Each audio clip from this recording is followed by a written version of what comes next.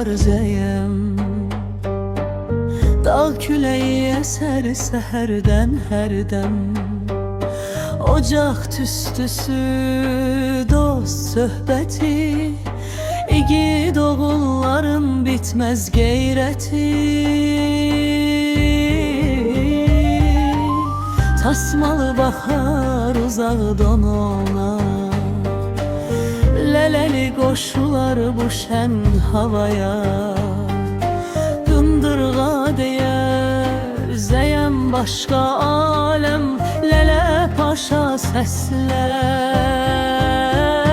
Yaşa sən zəyəm, zəyəm, ay zəyəm, adın dillərdə. İgid oğulların gəzər ellərdə, sözündə dayanar, dostu qoruyar. Qalxın ürəyində zəyəm yaşayar. Zəyəm, ay zəyəm, adın dillərdə.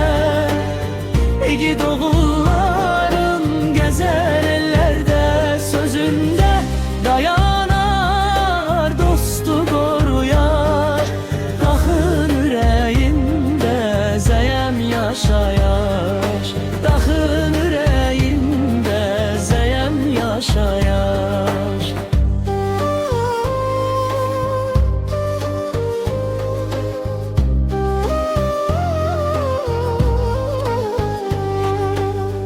Axşam çay süfrəsi, gülən adamlar, söhbətlər uzanar, keçər zamanlar. Birlik olan yerdə güc də çox olar. Zəyəmin adıyla ürək coşarlar. Tasmalı lələli yanında durar, qındırğa lələ paşa salam göndərər. Amma bu mahnıda bir söz seçilər, zəyəmin oğulları həmişə seçilər. Zəyəm, ay zəyəm, adın dillərdə. İgid oğulların gəzər ellərdə, sözündə dayanar, dostu qoruyar.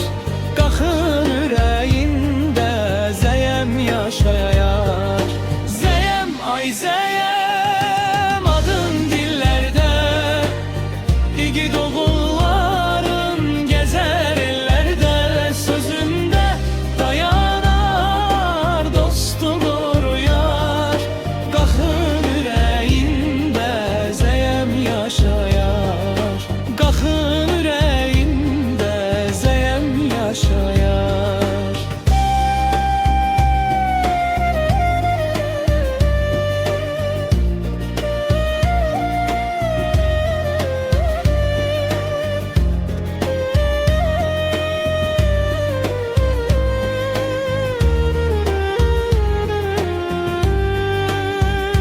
Zəyəm, ay zəyəm, adın dillərdə.